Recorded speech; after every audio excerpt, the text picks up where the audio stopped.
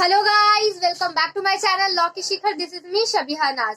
तो जैसे कि आप लोग जानते हैं कि आईसीएसआई का वेबसाइट पे न्यू सिलेबस का स्टडी मटेरियल आ चुका है, तो डिटेल आज एनालिसिस करेंगे कि ओल्ड सिलेबस में क्या है और न्यू सिलेबस का कंटेंट क्या है, दोनों में क्या चेंजेस आया है, क्या ऐड हुआ है, चैप्टर्स कौन से चैप्टर्स ऐड हुए, कौन से चैप्टर्स डिलीट हुए। तो आज उस बारे में डिटेल एनालिसिस करेंगे फर्स्ट पेपर का, जो मॉड्यूल 1 का है जेआईजीएल का। ऐसे करके मैं और भी सब्जेक्ट्स की वीडियो डालूंगी, बट आज मैं फर्स्ट जेआईजीएल का कंपैरिजन करती हूँ।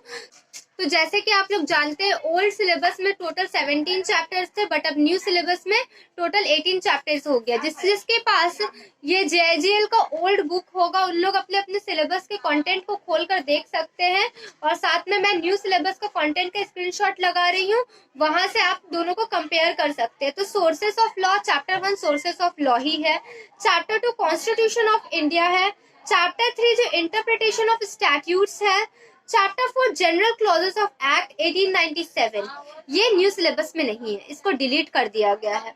उसके बाद नंबर 5 एडमिनिस्ट्रेटिव लॉ, वो है एज इट इज है, लॉ ऑफ टॉर्ट्स है, लिमिटेशन एक्ट है, सिविल प्रोसीजर कोर्ट है, लेकिन नाम चेंज कर दिया गया है, नाम कर दिया गया law relating to civil procedure. IPC हटा दिया गया। ओल्ड सिलेबस में इंडियन पेनल कोड बोलकर एक चैप्टर था, जो कि न्यू सिलेबस में इंडियन पेनल कोड बोल के कोई चैप्टर नहीं है, लेकिन हाँ, law relating to criminal and its procedure में आईपीसी का सारा कंटेंट को उसके अंदर मर्ज किया गया है। तो आईपीसी बोल के कोई अलग चैप्टर तो है नहीं, बट सीआरपीसी में आपको आईपीसी भी पढ़ना पड़ेगा और सीआरपीसी भी पढ़ना पड़ेगा। फिर उसके बाद है Indian evidence act, law relating to Indian evidence act. After that special court tribunals under companies act, इसे भी हटा दिया गया। न्यू सिलेबस में अब ये चैप्टर नहीं है। Then after arbitration and conciliation act है, उसमें जो ओल्ड सिलेबस में था वो तो है ही, बट और भी कंटेंट इसमें ऐड किया गया है। After that Indian stamp act as it is है, रजिस्ट्रेशन एक्ट है, राइट टू इंफॉर्मेशन एक्ट है, इंफॉर्मेशन टेक्नोलॉजी एक्ट है। तो ये जो था जेएजीएल में, ये तो है ही न्यू सिलेबस में। साथ में 4 चैप्टर्स न्यू एक्स्ट्रा ऐड हुए हैं। जो ईबीसीएल का पार्ट हुआ करता था ओल्ड सिलेबस में, अभी वो जेआईजीएल का पार्ट हो गया है। Law relating to specific relief, contract law, law relating to sale of goods and law relating to negotiable instrument. अब आते हैं डिटेल डिस्कशन पे। तो डिटेल सोर्सेस ऑफ लॉ पे, जैसे कि आप ओल्ड सिलेबस पे देख सकते हैं, सोर्सेस ऑफ लॉ पे क्या क्या था। Meaning of law and its significance, relevance of law to civil society, jurisprudence and legal theory, same as it is new syllabus में भी यही दिया गया। After that constitution of India पूरा का पूरा सेम है, जो ओल्ड सिलेबस में है वही न्यू सिलेबस में है। After that interpretation of statutes, interpretation of statutes पे आपको यहाँ पे पढ़ना पड़ता था familiarising students with need for interpretation of a statute, helps student learn the principle of interpretation and equip the students with the aids to interpretation. ये तो old syllabus का था। इसके साथ साथ अभी एक और चीज ऐड हुआ है, rules applicable while interpreting different types of legislation, ये न्यू सिलेबस में ऐड हुआ है। After that general clauses act हट चुका है, इस बार डिलीट हो गया। एडमिनिस्ट्रेटिव लॉ में जो पढ़ते थे, conceptual analysis, source and needs, principles of natural justice, administrative discretion and judicial review, same as it is new syllabus पे है। Then after law of torts, law of torts में आपको वही सेम है, बट कुछ पॉइंट्स और add हुए हैं। जो ऐड हुए मैं उसको बोलती हूँ of law of torts and consumer protection and torts और wrongs, personal safety and freedom. ये 2 पॉइंट्स, 2 न्यू टॉपिक ऐड हुए हैं लॉ ऑफ टॉर्ट में। After that limitation act same as it is, जो ओल्ड सिलेबस में वही new syllabus में है। उसके बाद law relating to civil procedure, जो कि ओल्ड सिलेबस में सीपीसी था, पूरा सेम है। आईपीसी हट चुका है।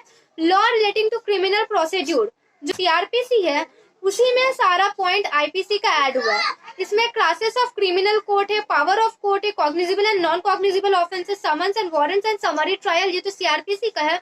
और आईपीसी का इसी में ऐड हुआ है offence against property, criminal misappropriation of property, criminal breach of trust, forgery, cheating, defamation, abetment and criminal conspiracy. So ये सब है। इंडियन एविडेंस एक्ट में जो था सब वही है, बस एक एक्स्ट्रा ई एविडेंस बोलकर एक टॉपिक ऐड हुआ है। After that special court tribunals under companies act, ये हट चुका है इसमें से। देन उसके बाद आता है arbitration and conciliation act. Old syllabus में आपको यहाँ पे दिखता है आर्बिट्रेशन एंड कॉन्सिलिएशन एक्ट, लेकिन न्यू सिलेबस में इसका नाम दिया गया law relating to arbitration, mediation and conciliation. बाकी अंदर का content same as it is यही है। उसके बाद इंडियन स्टैम्प एक्ट पूरा का पूरा सेम है। फिर रजिस्ट्रेशन एक्ट 1908 जो था, अब उसका भी नाम चेंज करके law relating to registration and documents कर दिया गया, जिसमें से ओल्ड सिलेबस का जो पॉइंट्स था registrable documents whose registration is compulsory, after that documents of which registration is optional, consequences of non registration, ये सबके साथ साथ 5 और पॉइंट्स ऐड हुए हैं इसमें, जो कि understand type of properties, no rules relating to transfer of property which cannot be transferred, lease pendants, sale, mortgage charge, lease, ये सब ABCL में ट्रांसफर ऑफ प्रॉपर्टी एक्ट का पार्ट था, जो कि अब इसमें मर्ज कर दिया गया JIGL में रजिस्ट्रेशन एक्ट के अंदर में। Then after the right to information act जो है वो पूरा same at is new syllabus में भी है। उसके बाद इंफॉर्मेशन टेक्नोलॉजी एक्ट में भी सेम एज इट इज वही है, इसमें भी कुछ चेंजेस नहीं आए हैं। तो ये थे डिटेल एनालिसिस JIGL का old syllabus versus new syllabus. अब मैं नेक्स्ट वीडियो में कंपनी लॉ और भी सारे सब्जेक्ट्स के लेकर आऊंगी।